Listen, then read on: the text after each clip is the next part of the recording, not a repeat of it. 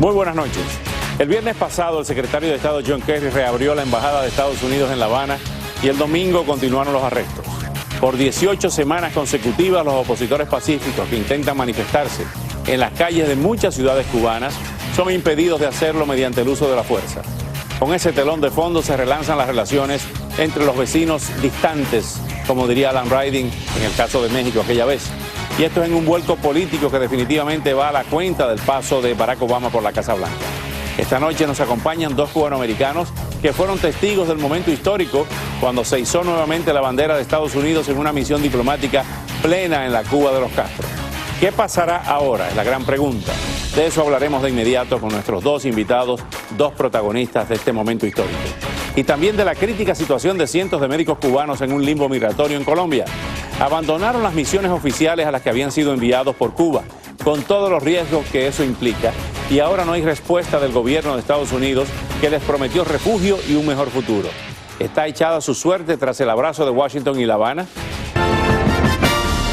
Las decisiones de carácter interno no son negociables y nunca van a estar en una agenda de conversación con Estados Unidos para negociar.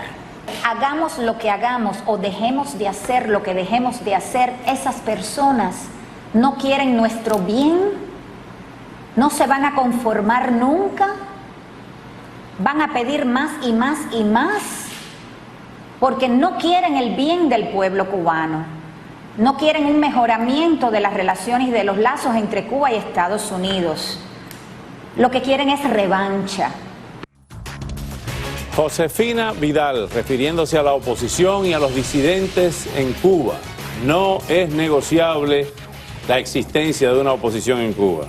Como diría un amigo mío, más claro ni el agua. Tenemos aquí a dos miembros de la comunidad cubano-americana que viajaron a La Habana a ese momento histórico del izamiento de la bandera, de las barras y las estrellas, en lo que fue la sección de intereses hasta ese día, y hoy es la Embajada de los Estados Unidos. Freddy Balcera, analista político, estratega, demócrata, un experto en marketing político. Gracias, Fred, por estar con nosotros. Un gran gusto. Gracias. Y, bueno, Joe Arriola, quien es presidente del Sistema de Salud del Jackson, ex administrador de la ciudad de Miami y un exitosísimo empresario. Gracias, Joe, por estar con nosotros esta noche. Un placer estar aquí contigo. Fred Balcera, en un resumen rápido ahí, si es resumen es rápido, de lo que pasó en ese histórico momento en Cuba. Ustedes allí en la embajada no invitaron, la noticia aquí en Miami mientras ustedes estaban allá era que no invitaron a los disidentes ni a los opositores, y vemos por qué, según Josefina Vidal.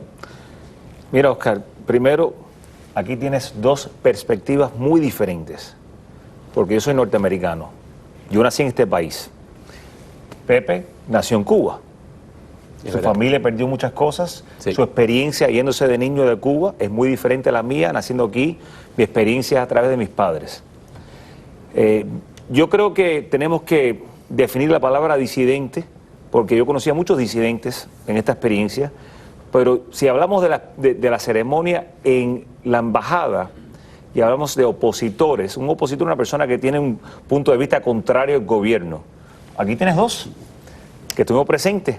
No puede haber una persona más opositora a un gobierno que una persona que se fue como Pepe, que como niño dejó su familia, los negocios del padre, dejó su casa y su país por encima de todo. Sí, así que esa perspectiva yo creo que hay que tenerla bien en contexto. Pero no, nos estamos refiriendo a los que viven allí, a los que quieren un cambio de gobierno, mira, nosotros no, de régimen y que han caído presos y que son reprimidos. Nosotros no armamos esa lista de invitados, fuimos invitados y yo creo que por lo menos esa lista representamos parte de la oposición al sistema que existe actualmente. Ahora, te puedo decir también, con mucha felicidad, que nosotros, Pepe y yo, juntos, compartimos con todos los disidentes en la casa del embajador, conversamos con ellos, tuvieron una experiencia, yo creo que muy importante con el secretario de Estado, creo que se reunieron una hora más de una hora, privadamente, manifestando sus puntos de vista, y yo creo que en general el día fue no un momento histórico, más allá fue un momento trascendental para las relaciones entre Estados Unidos y Cuba. Ahora tanto el gobierno cubano como el propio John Kerry ha dicho que todavía queda un largo camino para la normalización, que es una cosa diferente al restablecimiento de relaciones. ¿Lo ves también igual? Muy largo el camino. Hay muchos problemas. Depende de lo que tú el gobierno cubano no quiere moverse. Depende de lo que tú llames largo. Porque largo, para mí... No, lo que han dicho ellos. Sí, no, pero te digo porque nosotros estuvimos en reuniones con muchos de los ministros, etcétera, etcétera. Y yo creo que largo estamos hablando 1 año, 18 meses, que para mí es largo, pero en la historia, después de 50 y tantos años, yo no creo que es largo. Yo creo que ya vimos, sobre todo después de las reuniones que tuvimos, que ya hay un gran interés en movimiento. Ya vimos que ellos viven convencidos que en el año 18 Raúl Castro se va a ir del poder y que va a entrar una nueva generación a gobernar a Cuba. Que toda esa nueva generación está ansiosa por que vengan no solamente los cambios, sino que venga la relación con los Estados Unidos. Y ellos se dan cuenta de la necesidad que existe de esas relaciones, porque todo el mundo te dice, bueno, pueden comprar los automóviles de los Volkswagen y pueden comprar todo lo que tú quieras de los alemanes, pero en la realidad que lo que el embargo de verdad lo cierra a ellos es la parte económica de la banca, que ellos están cerrados, que ellos no pueden tener préstamos, el financiamiento. Todos los prestamientos, ellos se fueron, que es uno de los grandes errores que hicieron ellos de ser parte de la banca internacional. Y eso es lo que a ellos les hace falta, y ellos están conscientes que sin esa ayuda ellos no pueden progresar en Cuba. Y la nueva juventud, que estamos hablando de juventud de 50 para abajo, vamos a estar conscientes, ¿no? Pero esa nueva juventud necesitada del cambio, porque ellos quieren que su manera de vivir cambie. Y el pueblo está ansioso. Lo que tú tienes el 3, 4, 5% todavía que te queda, la guardia baja, que ellos están temerosos o borrachos del poder, como tú quieras ponerlo, que no quieren cambiar porque le tienen miedo al cambio o no les da la gana hacer el cambio. Por eso ya hoy en día en Cuba es pequeño, yo te diría que menos de un 3, un 4%. Pero están en el poder. Pero están en el poder, desgraciadamente. Pero esos cambios vienen y están pasando hoy en día. Fred, hay temas puntuales. Por ejemplo, el tema de la base de Guantánamo, que fue reiterado por Justin Thomas aquí cuando lo entrevistamos el viernes, de que no es negociable la base de Guantánamo, no está en la mesa de negociaciones. Viene el tema de los derechos humanos y algo que escribió Fidel Castro, por lo menos se le atribuye a él el jueves, de que las compensaciones que tiene que darle Estados Unidos por las pérdidas del embargo es el próximo requerimiento de las autoridades cubanas. Por su parte, los Estados Unidos dicen que hay más de 5.000 empresas de los Estados Unidos y de cubanoamericanos que fueron intervenidas sin compensación. ¿Crees tú que eso es parte de los problemas en las próximas negociaciones? Solo te puedo decir lo que yo conozco. De nuevo, desde el punto de vista de Estados Unidos. Yo sé que el presidente Obama está midiendo este proceso basado en 3 ejes importantes. Uno es derechos humanos. El segundo es el crecimiento de la empresa privada, que nosotros lo vimos ahí, visitando restaurantes privados, negocios privados, donde las personas están desarrollando un ingreso independiente, económico, y ahora pueden vivir mejor, con más prosperidad. Y el tercero es acceso al Internet. Por ahora, esas son las 3 varas que nuestro gobierno y nuestro presidente están mirando para ver si este experimento, que es un experimento, no sabemos si funciona o no funciona. Estamos dispuestos a dar el salto porque lo que ha pasado durante 54 años no ha funcionado y eso está clarísimo y eso lo entendemos nosotros y los que están en contra de las negociaciones.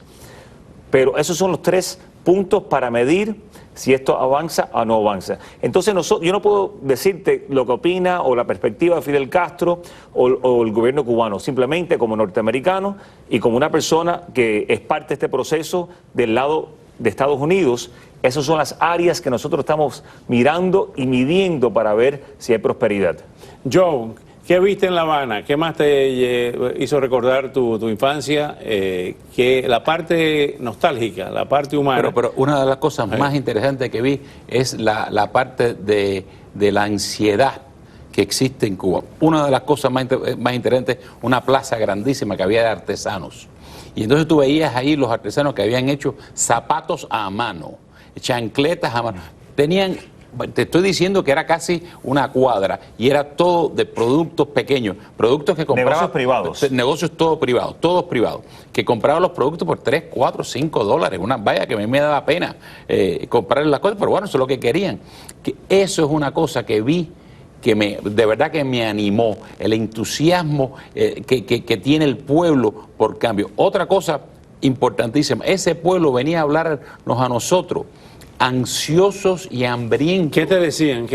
¿Cuál era el tema que me te decían? ponían? ¿Tú crees que esto va a pasar de verdad? ¿Tú tienes esperanza? ¿Tú crees que se va a levantar el embargo? ¿Tú crees que va a haber cambios para nosotros? Nosotros necesitamos cambios. Me decían, cuando yo me iba en el aeropuerto, me decían, no nos abandone, no nos abandone. Eso es el ambiente que tú ves allí. Y yo te estoy hablando no solamente del pueblo. Nosotros tuvimos oportunidad de hablar con ministros, gente supuestamente importante allí. Ese mismo tema lo tenían ellos. Ellos están convencidos que viene el cambio. Ellos están convencidos que el cambio interno en Cuba está pasando y va a pasar, y lo que necesitan es un poquitico de calor, un poquitico. Ellos lo que están aterrorizados es que nosotros de pronto cerremos las llaves y ellos se queden. Y entonces todo esto que están trabajando para el cambio se queden desamparados y van a quedar peor. Pero ellos dicen que no van a cambiar. No, lo acaba de decir Josefina Vidal. Pero mira, Oscar, mira, lo que dice Joe es totalmente correcto. Nosotros, ellos saben que éramos parte del grupo cubano-americano, norteamericano, teníamos la bandera cubana y americana acá. La gente te paraban en la calle y tenían una esperanza nerviosa, pero te paraban, te saludaban, te daban abrazos, te daban besos. Es un pueblo muy cariñoso. Muy cariñoso, pero también es un pueblo que quiere un cambio y lo manifestaban abiertamente cada vez que se encontraban con nosotros. Y yo sé que hay personas que van a ver este programa esta noche que están en contra, que van a escribir por Facebook y por Twitter diciendo, uno es infantil, uno no sabe lo que está hablando, pero nosotros tocamos solo cubano, ellos no. Nosotros hablamos con el pueblo, ellos no. Así que estamos hablando de un testimonio propio. Somos personas que queremos el mismo cambio. Queremos democracia, queremos libre expresión, derechos humanos ahí respetados en esa isla. Y también tocamos ese suelo y hablamos con esa gente. Por eso venimos con un testimonio personal. Y otra cosa que quiero decir. Es verdad lo que dijo Josefina y nosotros hablamos con Josefina. El problema es que ellos tienen que tener, como nosotros tenemos aquí, una posición y una posición fuerte, porque es lo que vamos a retener. Pero cuando tú hablas con el número 2, el número 3, el número 4, es otra posición completa, una hambrienta. El martillo y la zanahoria. Exactamente. Gracias por venir y gracias por ese testimonio tan valioso de ustedes. Muchas gracias y vamos a seguir hablando de esto porque esto pica y se extiende. Gracias. Al volver seguimos los testimonios, tenemos testimonio directo desde Colombia de la situación de los médicos cubanos atrapados en un limbo migratorio esta noche.